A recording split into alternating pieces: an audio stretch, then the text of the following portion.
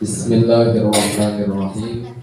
Alhamdulillahirabbil alamin. Lahun ni'matu wa lahul fadlu wa lahul tsana'ul hasan. Shalawatullahil barrir rahim wal malaikatil muqarrabin ala sayyidina Muhammadin wa ala alihi wa sahbihi thayyibin at-thahirin. Amma ba'du. Alhamdulillah, pada kesempatan sore hari ini kita masih diberi nikmat oleh Allah Subhanahu wa ta'ala,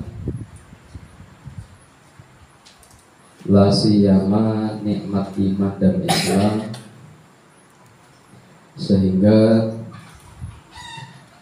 kita semuanya masih bisa melaksanakan ketaatan kepada Allah, tidak lain dan tidak bukan. Ini semuanya karena pertolongan dari Allah Subhanahu wa ta'ala.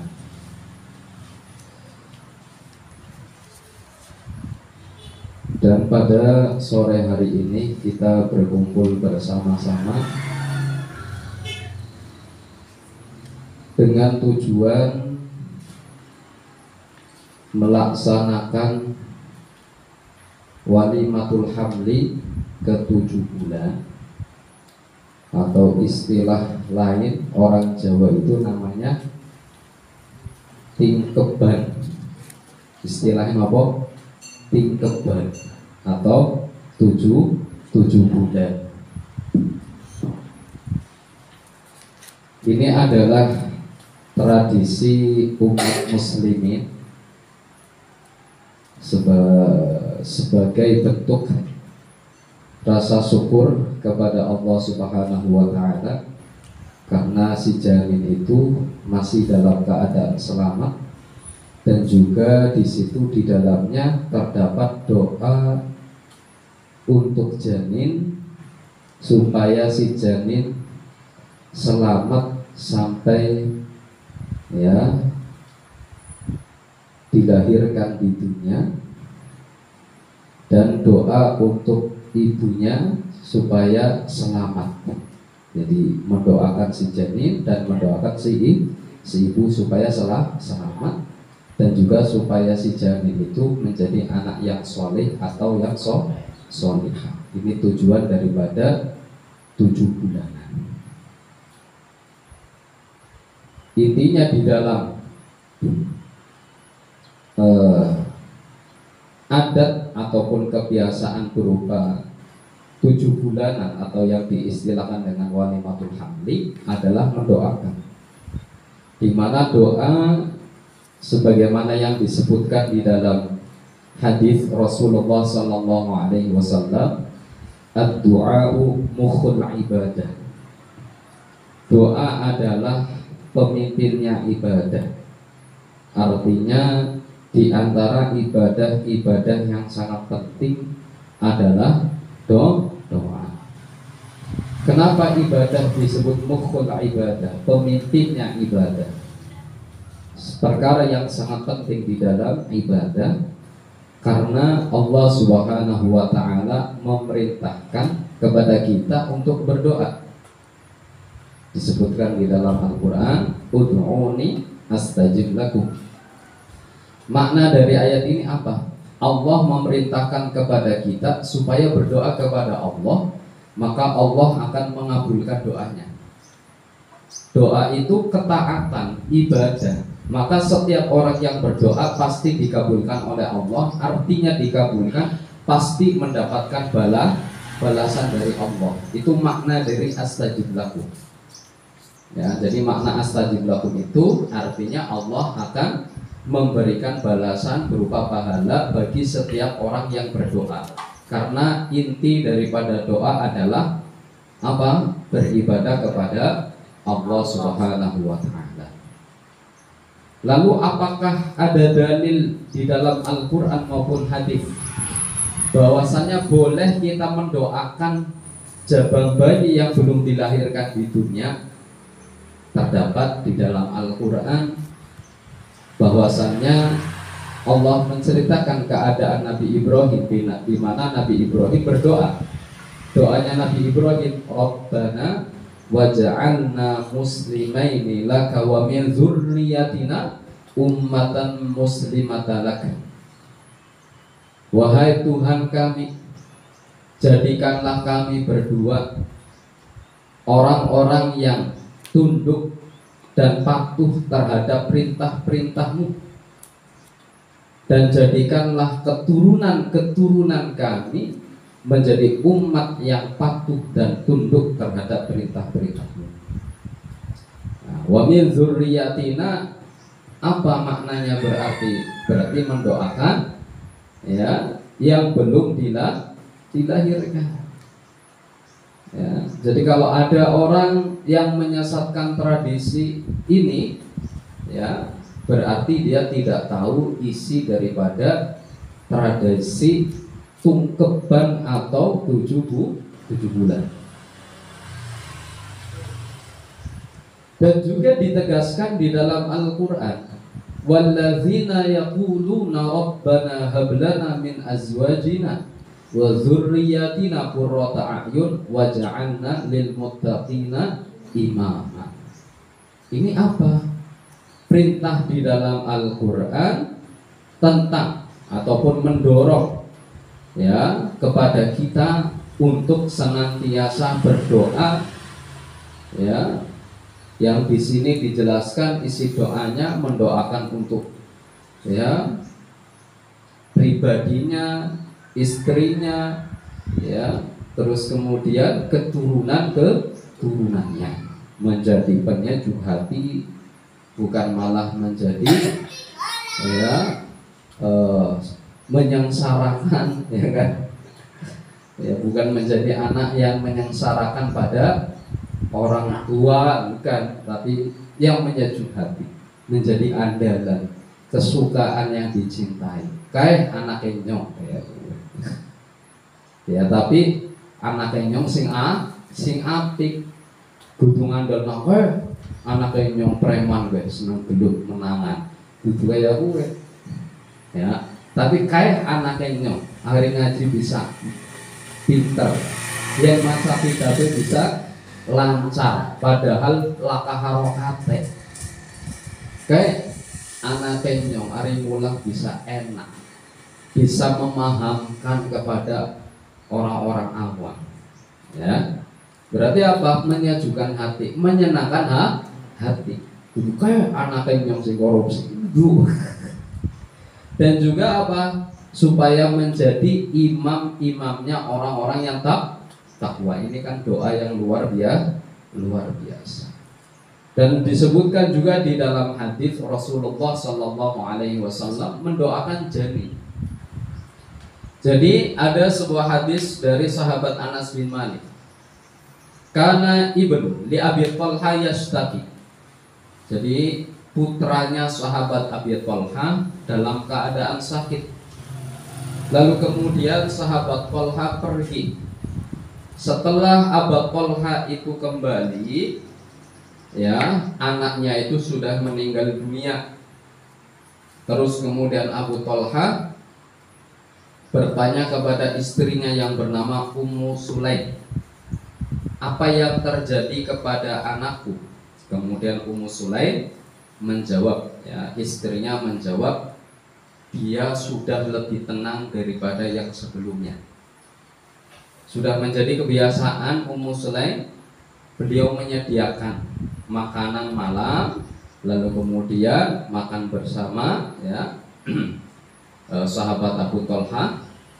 Lalu kemudian setelah selesai makan, sahabat Abu Thalha dan istrinya sebagaimana selayaknya sebagai suami istri pada waktu malam hari. Lalu kemudian di waktu paginya Abu Thalha mendatangi Rasulullah Sallallahu Alaihi Wasallam dan memberitahu tentang kejadian tersebut.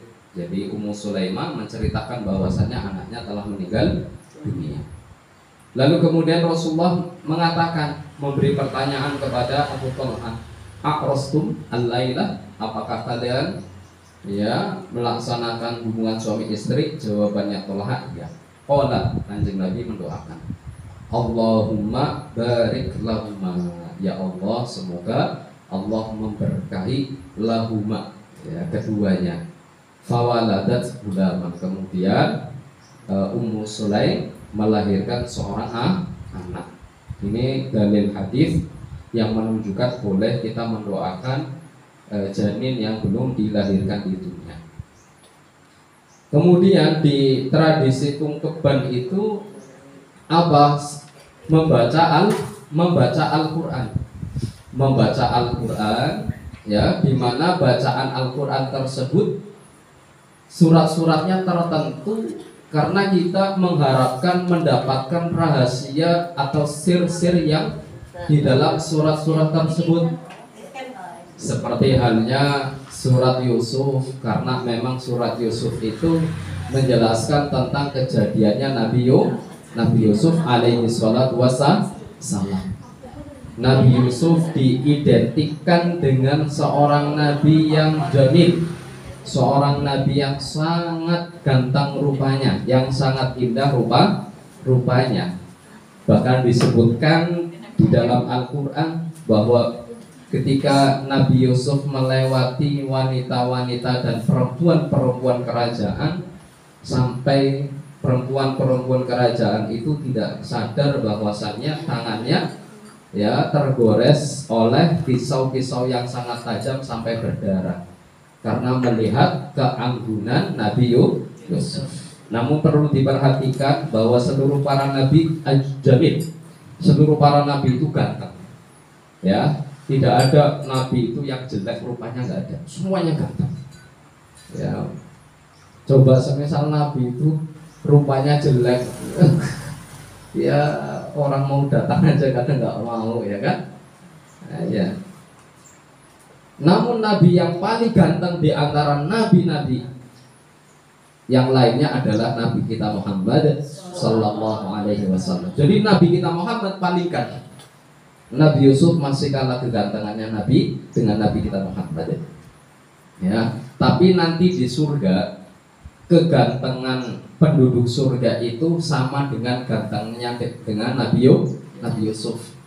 Jadi walaupun saat di dunia jelek rupanya, kulitnya berwarna hitam ataupun coklat, ya, tapi nanti kalau di surga menjadi laki-laki yang sangat ganteng, kegantengannya seperti halnya gantengnya Nabi Yusuf. Makanya di dalam Islam itu ketika mencari pasangan, yang dicari bukan fisiknya, tapi yang paling dominan, yang didahulukan, yang diprioritaskan adalah akhlaknya dan agamanya.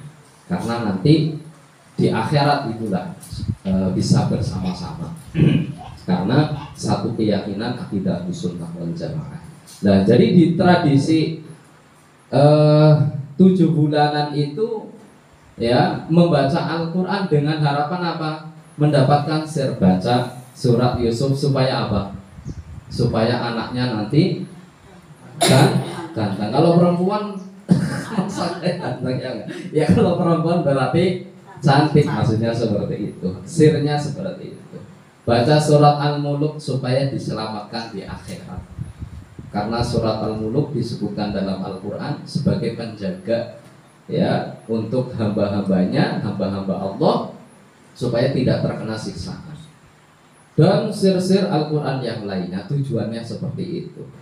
Setelah itu nanti makan-makan. Maksudnya apa? Si Sohibul Hajah nanti memberi sodaqah. Jadi kita niatkan, nah ini kami sudah menyediakan, ya, seadanya berupa makanan, ya. Walaupun nggak masak, tapi setidaknya kita sudah menyiapkan cateringan gitu, ya. Dan jenengan sudah tahu lah, ya, nggak usah saya jelaskan. Kalau masak ya juga belum tentu enak, mending beli. Jadi kalau nggak enak, jenengan nggak nyalakan saya, tapi nyalakan. Nah, ya, kenapa? Ini ternyata wonten keterangan. Jadi dalam kitab Al-Majmu' Syarah Muhadzab, Imam An-Nawawi yang bermadzhab Syafi'i itu menjelaskan yustahabbu ayatasaddaqa bi syai'in amamal hajati mutlaq. Jadi angger dhewek duwe keinginan, kowe disunahkan untuk bersedekah sedikit secukupnya. secukupnya. Jadi ora usah berlebihan. Ora usah sing langka di anak-anak. Tapi secukupnya. Kita mampunya hanya catering seperti itu apa adanya, walaupun nanti isinya cuma terong, ya jenengan bayangna itu adalah daging, ya. Karena apa? Yang dinilai bukan isinya itu. Yang dinilai ini adalah kita sedang bersedekah. Seperti itu. Ya. Bahkan Ashabus Syafi'iyah mengatakan yustahabu al-iktsar minas shadaqah 'indal umuril muhimmah. Angger anak sing perkara-perkara penting disunahkan kita memperbanyak sedekah. Nah niki kita itu mengadakan 7 bulan ini kan perkara yang penting bagi kami itu.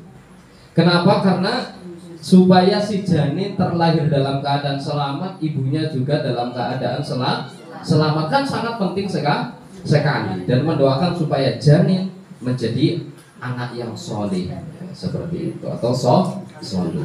Ngoten niku terkait dengan ya penjelasan ringkas tentang 7 bulanan atau yang diistilahkan dengan tim keban. Ya, tim keban, istilahnya tim keban atau 7 bulanan. Sebelum kita membaca Al-Quran, tadi sudah saya bagi untuk surah-surah yang dibaca. Yang tidak mendapatkan bagian, ya maka membaca surat Al-Ikhlas, ya yang karena memang surat Al-Ikhlas, ya. Terus yang macanya sing ikhlas, ya. Meskipun maca surat Al-Ikhlas orang ikhlas. Baca surat Al-Ikhlas dengan ikhlas. Nunggu sampai kami selesai baru panjenengan selesai, nanti saya doa. Yang belum selesai diselesaikan walaupun saya doa, gitu ya. Pokoknya rujukannya kalau saya sudah selesai saya berdoa, jenengan belum selesai selesaikan, kayak gitu ya. Nah, karena untuk menyikat waktu seperti itu kita tawasulan dulu. Bismillahirrahmanirrahim. Ilan nabiyil mustafa Muhammadir Rasulillah sallallahu alaihi wasallam wa ila arwahi abaihi wa ummahatihi wa dhurriyyatihi wa ikhwanihi minan nabiyyin wal mursalin wa tabi'in wa tabi'in lahum bi ihsanin ila yaumiddin. Lahumul Fatihah.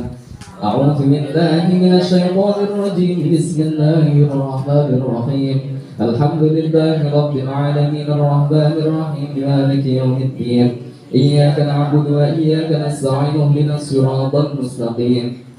Siratal ladzina an'amta 'alaihim ghairil maghdubi 'alaihim waladdallin.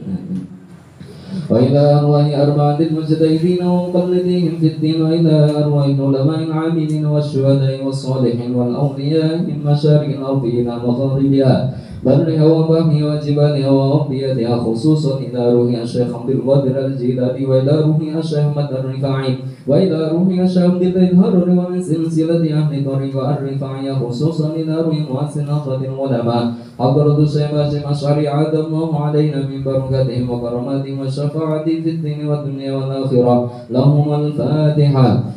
أعوذ بالله من الشيطان الرجيم. بسم الله الرحمن الرحيم. الحمد لله رب العالمين الرحمن الرحيم مالك يوم الدين. إياك نعبد وإياك نستعين. اهدنا الصراط المستقيم صراط الذين أنعمت عليهم غير المغضوب عليهم ولا الضالين. وإلى أرواح آبائنا وآباء آبائنا وأمهاتنا وأمهات أمهاتنا وجدنا وجدتنا وجدة جدتنا وخالنا وخالتنا وخالة خالتنا وعمنا وعمتنا وعمة عمتنا ومشايخنا ومشايخ مشايخنا خصوصا مشايخ مؤلف الكتب التي تعلمناها وعلمناها ولجميع المسلمين والمسلمات والمؤمنين والمؤمنات الأحياء منهم والأموات من أمة سيدنا محمد صلى الله عليه وسلم. خصوصا الفاتحة. أعوذ بالله من الشيطان الرجيم. بسم الله الرحمن الرحيم. الحمد لله رب العالمين الرحمن الرحيم مالك يوم الدين إياك نعبد وإياك نستعين اهدنا الصراط المستقيم صراط الذين أنعمت عليهم غير المغضوب عليهم ولا الضالين آمين. Monggo maos nyapa Pak. أعوذ بالله من الشيطان الرجيم بسم الله الرحمن الرحيم ألف لام تلك آيات الكتاب الحكيم هدى ورحمة للمحسنين الذين يقيمون الصلاة ويؤتون الزكاة وهم بالآخرة هم يوقنون أولئك على هدى من ربهم وأولئك هم المفلحون ومن الناس من يشتري لهو الحديث ليضل عن سبيله بغير علم ويتخذها هزوا أولئك لهم عذاب مهين وإذا تتلى عليه آياتنا ولى مستكبرا كأن لم يسمعها كأن في أذنيه وقرا فبشره بعذاب أليم إن الذين آمنوا وعملوا الصالحات لهم جنات النعيم خالدين فيها وعد الله حقا وهو العزيز الحكيم خلق السماوات بغير عمد ترونها وألقى في الأرض رواسي أن تميد بكم وبث فيها من كل دابة وأنزلنا من السماء ماء فأنبتنا فيها من كل زوج كريم هذا خلق الله فأروني ماذا خلق الذين من دونه بل الظالمون في ضلال مبين ولقد آتينا لقمان الحكمة أن اشكر لله ومن يشكر فإنما يشكر لنفسه ومن كفر فإن الله غني حميد وإذ قال لقمان لابنه وهو يعظه يا بني لا تشرك بالله إن الشرك لظلم عظيم ووصينا الإنسان بوالديه حملته أمه وهنا على وهن وفصاله في عامين أن اشكر لي ولوالديك إلي المصير وإن جاهداك على أن تشرك بما ليس لك به علم فلا تطعهما وصاحبهما في الدنيا معروفا واتبع سبيل من أناب إلي ثم إلي مرجعكم فأنبئكم بما كنتم تعملون يا بني إنها إن تك مثقال حبة من خردل فتكون في صخرة أو في السماوات أو في الأرض يأتي بها الله إن الله لطيف خبير يا بني أقم الصلاة وأمر بالمعروف وانه عن المنكر واصبر على ما أصابك إن ذلك من عزم الأمور ولا تصعر خدك للناس ولا تمش في الأرض مرحا إن الله لا يحب كل مختال فخور واقصد في مشيك واغضض من صوتك إن أنكر الأصوات لصوت الحمير ألم تر أن الله سخر لكم ما في السماوات وما في الأرض وأسبغ عليكم نعمه ظاهرة وباطنة ومن الناس من يجادل في الله بغير علم ولا هدى ولا كتاب منير وإذا قيل لهم اتبعوا ما أنزل الله قالوا بل نتبع ما وجدنا عليه آباءنا ولو كان الشيطان يدعوهم إلى عذاب السعير ومن يسلم وجهه إلى الله وهو محسن فقد استمسك بالعروة الوثقى وإلى الله عاقبة الأمور ومن كفر فلا يحزنك كفره إلينا مرجعهم فننبئهم بما عملوا إن الله عليم بذات الصدور نمتعهم قليلا ثم نضطرهم إلى عذاب غليظ ولئن سألتهم من خلق السماوات والأرض ليقولن الله قل الحمد لله بل أكثرهم لا يعلمون لله ما في السماوات والأرض إن الله هو الغني الحميد ولو أن ما في الأرض من شجرة أقلام والبحر ولو أن ما في الأرض من شجرة أقلام والبحر يمده من بعده 7 أبحر ما نفدت كلمات الله إن الله عزيز حكيم ما خلقكم ولا بعثكم إلا كنفس واحدة إن الله سميع بصير ألم تر أن الله يولج الليل في النهار ويولج النهار في الليل وسخر الشمس والقمر كل يجري إلى أجل مسمى وأن الله بما تعملون خبير ذلك بأن الله هو الحق وأن ما يدعون من دونه الباطل وأن الله هو العلي الكبير ألم تر أن الفلك تجري في البحر بنعمة الله ليريكم من آياته إن في ذلك لآيات لكل صبار شكور وإذا غشيهم موج كالظلل دعوا الله مخلصين له الدين فلما نجاهم إلى البر فمنهم مقتصد وما يجحد بآياتنا إلا كل ختار كفور يا أيها الناس اتقوا ربكم واخشوا يوما لا يجزي والد عن ولده عن ولده ولا مولود هو جاز عن والده شيئا إن وعد الله حق فلا تغرنكم الحياة الدنيا ولا يغرنكم بالله الغرور إن الله عنده علم الساعة وينزل الغيث ويعلم ما في الأرحام وما تدري نفس ماذا تكسب غدا وما تدري نفس بأي أرض تموت إن الله عليم خبير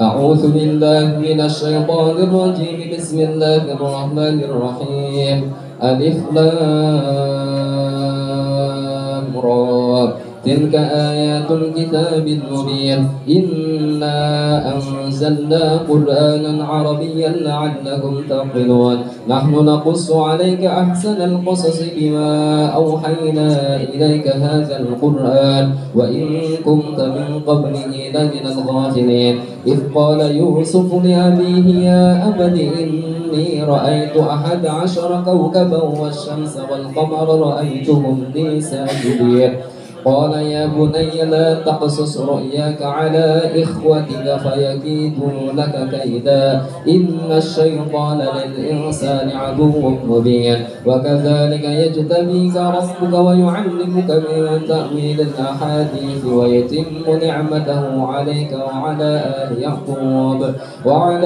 آل يعقوب كما أتمها على أبويك من قبل إبراهيم وإسحاق إن ربك عليم حكيم لقد كان في يوسف وإخوته آيات للسائلين إذ قالوا ليوسف وأخوه أحب إلى أبينا منا ونحن عصبة إن أبانا لفي ضلال مبين اقتلوا يوسف أو اطرحوه أرضا يخل لكم وجه أبيكم وتكونوا من بعده قوما صالحين قال قائل منهم لا تقتلوا يوسف وألقوه في غيابة الجب يلتقطه بعض السيارة إن كنتم فاعلين قالوا يا أبانا ما لك لا تأمن على يوسف وإنا له لناصحون أرسله معنا غدا يرتع ويلعب وإنا له لحافظون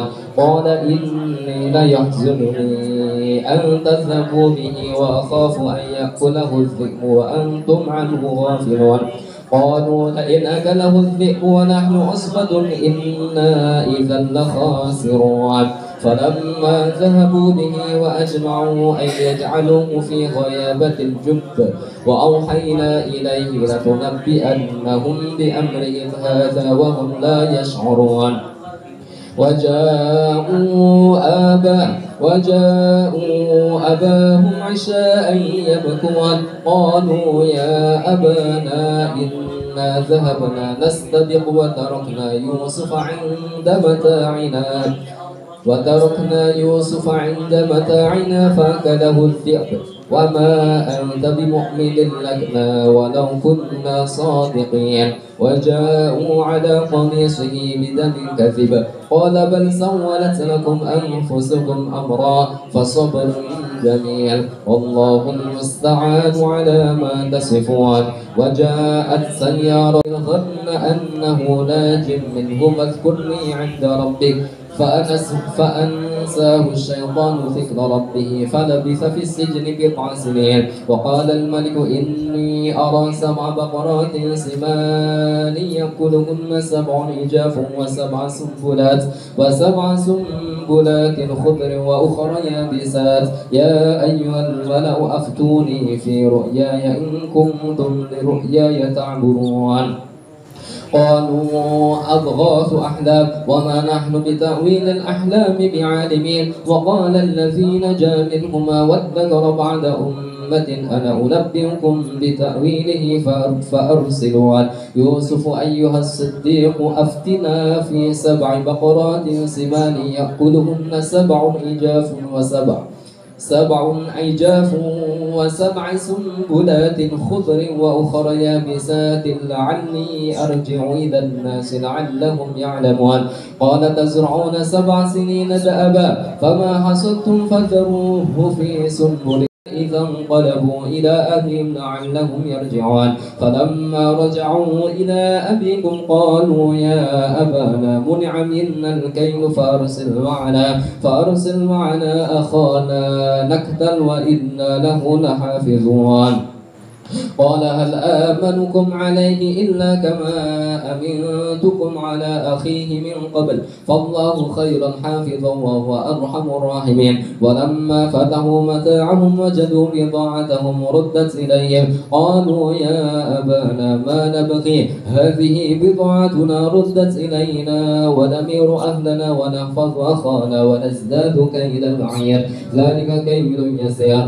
قال لن أرسله معكم حتى تؤتوني موثقا من الله لتؤتونني به إلا أن يحاط بكم فلما آتوه موثقهم قال الله على ما نقول وكيل وقال يا بني لا تدخلوا من باب واحد وادخلوا من أبواب متفرقة وما أغني عنكم من الله من شيء إن الحكم إلا لله عليه توكلت وعليه فليتوكل المتوكلون ولما دخلوا من حيث أمرهم أبوهم ما كان يغني عنهم من الله من شيء إلا حاجة في نفس يعقوب قضاها وإنه لذو علم لما علمناه ولكن أكثر الناس لا يعلمون ولما دخلوا على يوسف آوى إليه أخاه قال إني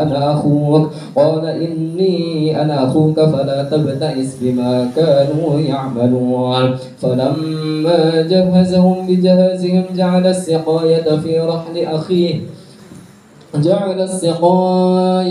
رحل أخيه ثم أذن مؤذن أيتها العير إنكم لسارقون قالوا وأقبلوا عليهم ماذا تفقدون قالوا نفقد صواع الملك ولمن جاء به حمل بعير وأنا به زعيم قالوا تالله لقد علمتم ما جئنا لنفسد في الأرض وما كنا سارقين قالوا فما جزاؤه إن كنتم كاذبين قالوا جزاؤه من وجد في رهنه فهو جزاؤه كذلك نجزي الظالمين فبدأ بأوعيتهم قبل وعاء أخيه ثم استخرجها من وعاء أخيه كذلك كدنا ليوسف ما كان ليأخذ أخاه في دين الملك إلا أن يشاء الله نرفع درجات من نشاء وفوق كل ذي علم عليم قالوا إن يسرق فقد سرق أخ له من قبل فأسرها يوسف في نفسه ولم يبدها لهم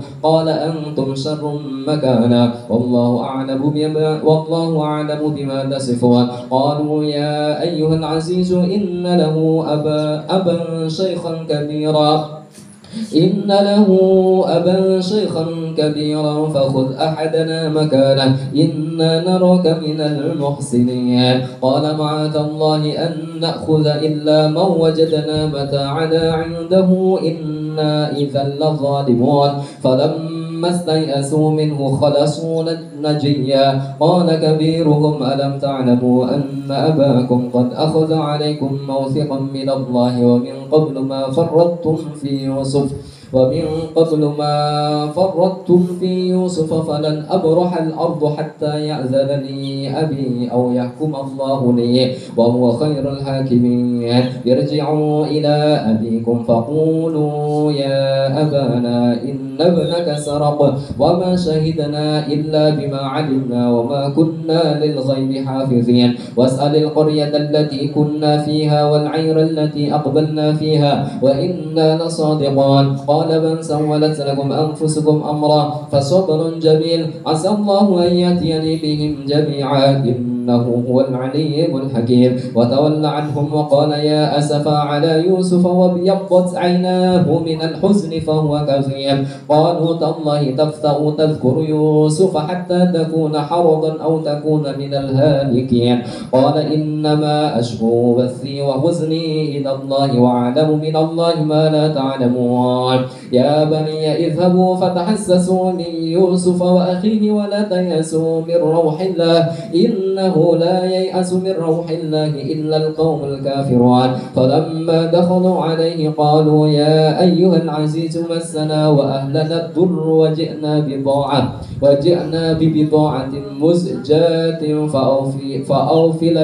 فأوفلنا الكيل وتصدق علينا إن الله يجزي المتصدقين قال هل علمتم ما فعلتم بيوسف وأخيه إذ أنتم جاهلون قالوا أئنك لأنت يوسف قال أنا يوسف وهذا أخي قد من الله علينا إنه من يتق ويصبر فإن الله لا يضيع أجر المحسنين قالوا تالله لقد آثرك الله علينا وإن كنا لخاطئين قال لا تثريب عليكم اليوم يغفر الله لكم وهو أرحم الراحمين اذهبوا بقميصي هذا فألقوه على وجه أبي يأتي بصيرا وأتوني بأهلكم أجمعين ولما فصلت العير قال أبوهم إني لأجد ريح يوسف لولا أن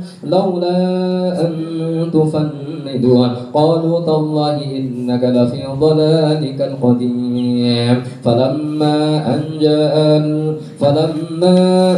جاء البشير ألقاه على وجهه فارتد بصيرا قال لم أقل لكم إني أعلم من الله ما لا تعلمون قالوا يا أبانا استغفر لنا ذنوبنا إنا كنا خاطئين قال سوف أستغفر لكم ربي إنه هو الغفور الرحيم فلما دخلوا على يوسف آوى إليه أبويه وقال ادخلوا مصر إن شاء الله آمنين ورفع أبويه على العرش وخروا له سجدا وقال يا أبت هذا تأويل رؤياي من قبل قد جعلها ربي حقا وقد أحسن ربي إذ أخرجني من السجن وجاء بكم من البدو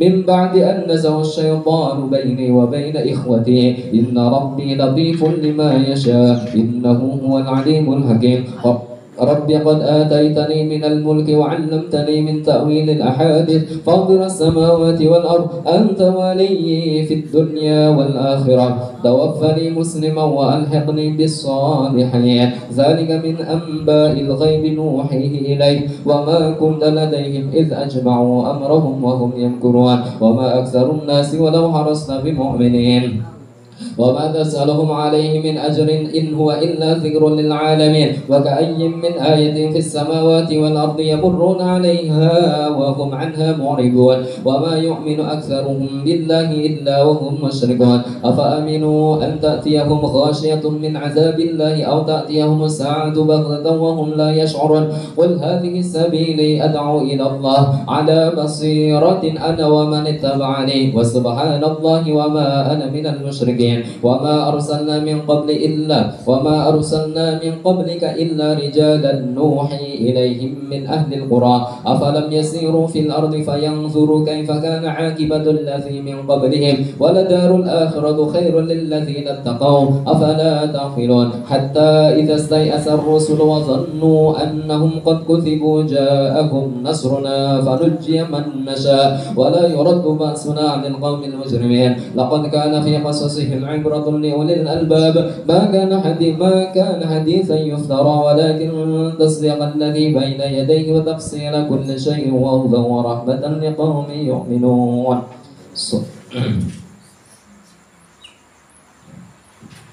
صدق الله العظيم. اللهم صل وسلم على سيدنا ومولانا محمد. الحمد لله رب العالمين حمد الشاكرين حمد الناعمين حمدا يوافي نعمه ويكافئ مزيدا. يا ربنا لك الحمد كما ينبغي لجلالك الكريم ولعظيم سلطانك. اللهم صل وسلم على سيدنا محمد. اللهم اغفر لنا ذنوبنا وللمؤمنين والمؤمنات. اللهم إنا نسألك إيمانا دائما وقلبا خاشعا وعلما نافعا ورزقا حلالا طيبا. اللهم علمنا ما ينفعنا وانفعنا بما علمتنا وزدنا علما. اللهم ثبتنا على عقيدة أهل السنة والجماعة. ربنا ظلمنا أنفسنا وإن لم تغفر لنا وترحمنا لنكونن من الخاسرين. ربنا هب لنا من أزواجنا وذرياتنا قرة أعين واجعلنا للمتقين إماما. اللهم يا مبارك بارك لنا في العمر والرزق والدين والدنيا والولد. اللهم يا حافظ احفظ ولدي ما دام في بطن أمه واشفه مع أمه أنت شافي لا شفاء إلا شفاؤك ولا تقدره سقما ولا محروما. اللهم صوره ما في بطنها صورة حسنة جميلة كاملة وثبت في قلبه إيمانا بك وبرسولك في الدنيا والآخرة. اللهم صوره ما في بطنها صورة حسنة جميلة كاملة وثبت في قلبه إيمانا بك وبرسولك في الدنيا والآخرة. اللهم صوره ما في بطنها صورة حسنة جميلة كاملة وثبت في قلبه إيمانا بك وبرسولك في الدنيا والآخرة. اللهم طول عمره وصحح جسده وحسن خلقه وأفصح لسانه وأحسن صورته لقراءة القرآن والحديث بجاه سيد المرسلين. ربنا آتنا في الدنيا حسنة وفي الآخرة حسنة وقنا عذاب النار. سبحان ربك رب العزة عما يصفون وسلام على المرسلين والحمد لله رب العالمين. بسر من أسرار الفاتحة.